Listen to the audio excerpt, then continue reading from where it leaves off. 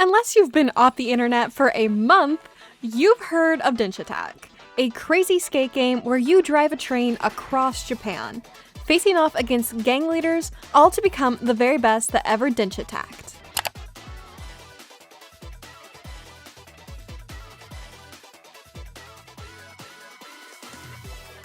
Welcome to this episode of Pixel Journey, where I take a game, break it down, and see if it's right for you. This week we are looking at the bright-colored, insanely fast-paced gameplay of Denshattack, the train game that has kind of jumped off the rails with the insanity that it provides the players. The game seems insane on the surface, but underneath all the bright colors and constant tricks, there's a lot more content to sink your teeth into. In a game that focuses so much on intense gameplay broken into levels, a lot of people would assume that there's a minimal story that lacks substance and was used to go from one level to the next. That is completely wrong. You play as 𝕚𝕚, an up-and-coming Denshattacker who is in it for the love of the game. Japan has been ravaged by climate disaster and now takes the form of a dystopia. Now, in every region across Japan, Denshattack gangs have set up rails for their trains. 𝕚𝕚's journey will span across 9 chapters, with each one introducing a new gang that you will have to learn a new skill from and show that you are worthy enough to face off against that gang's leader. There are multiple types of levels inside each chapter.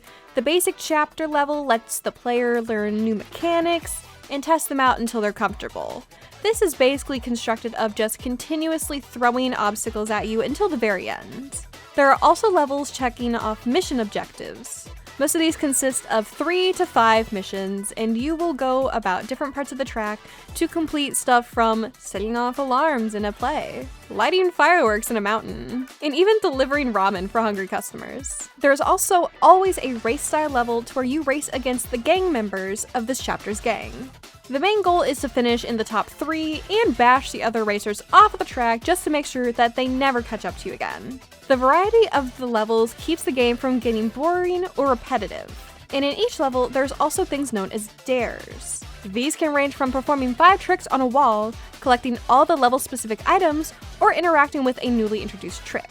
You don't need to complete these dares to actually progress through the levels, but they are nice if you're an achievement hunter or just someone looking for some replayability. Now, in every level, you can perform tricks. This is a skate game after all, so this shouldn't really surprise anyone. Tricks are ways to get high scores. Scores won't matter in a majority of the chapters, but there are a handful of ones where you need to hit a minimum score to pass. They come in different levels of difficulty to execute and can be done in the air, on a wall, or on the rail bar. Tricks are a huge part of the game, but you have to be very careful when tricking on dangerous sections. So just be aware of your surroundings before you try to do a really extreme trick and then fall off the edge. Every level will also have some kind of collectible to grab scattered throughout the tracks. Basic ones are spray paint cans and gears. These are used to buy trains and stickers that will be covered in a minute. Now, the boss fights are definitely the highlight for each chapter and very much are the things that I think back to the most when being asked about the game.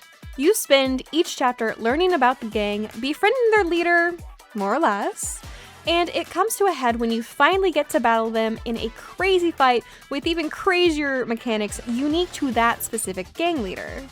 The presentation for each boss fight represents the gang leader so well, and the wacky elements fit the overall crazy vibe of the game. In one fight, you're dodging baseballs, and the next, you're fighting a magical girl-inspired mech. My favorite part of the game is the inability to predict what exactly is going to happen next. In each chapter, which represents a new region of actual Japan, there's a level that lets you shop for some accessories. We're bringing back those spray paint cans and gears. Stickers are aesthetic only. They act as a collectible for you to grab and add decals to your trains. Since they don't add or subtract anything from the gameplay, you don't need to focus on them, and you can also change them at will. I really like the sea creature themed one, and I've been rocking that spray since the very moment I grabbed it. Another thing that you can grab from the store, and probably more importantly, you can buy new trains that each give a pro and a con to using it. Now, these might consist of one train might have no red danger zones while grinding, so you can't fall off the rails or fail a trick. But that same train comes with the con of a lower multiplier for these exact tricks. This means that trains are all viable options and there's no single train that is quote-unquote meta. Now yes, there might be some trains that are better for certain levels, or maybe you personally, if you're like me and kinda suck with the rail grinding. Trains like the one that I use that have the no red zones are really good. But if you're good at that, you might want to change something else that has a higher trick multiplier.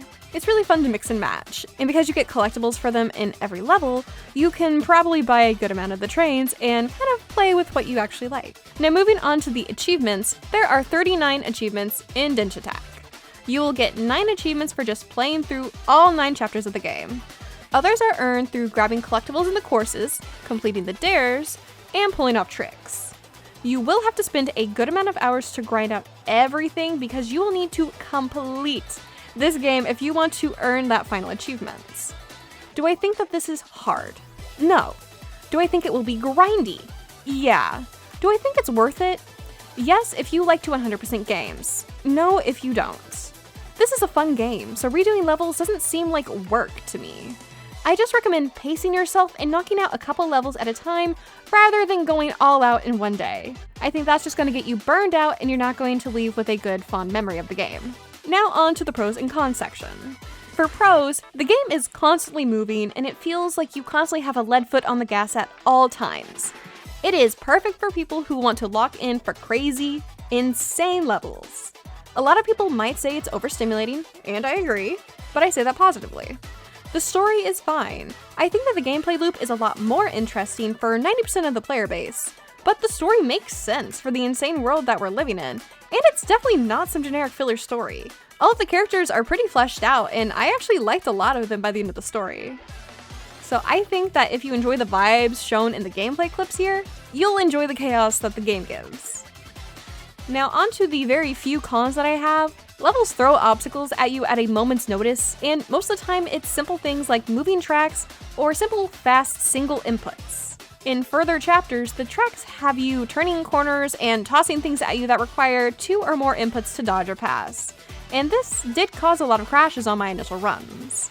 It feels like the game doesn't give you enough raw reaction time to blindly react to these things.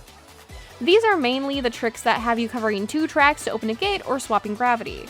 It is a minor gripe, but it did happen so often in the last 2 chapters that I did heavily notice it and thought I should at least mention it in my review. This especially hurt when it killed my no crash dare runs. But that's all for the cons, so we're gonna move on to the wrap up. The game is a great length for what it offers, the story is funny, the characters have personalities, and the boss fights are insane to match. New elements to Denshattacks that were added in each chapter have you constantly learning, and you can basically never relax or go on autopilot, which I personally really like.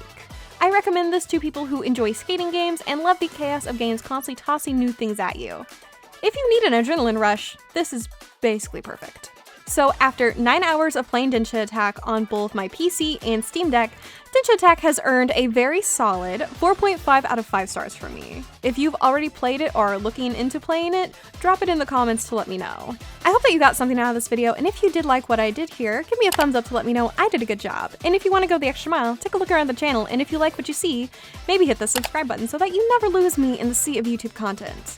And with that, I will leave you with the rest of your day, and I hope to see you in the comments section of a future video. Bye guys!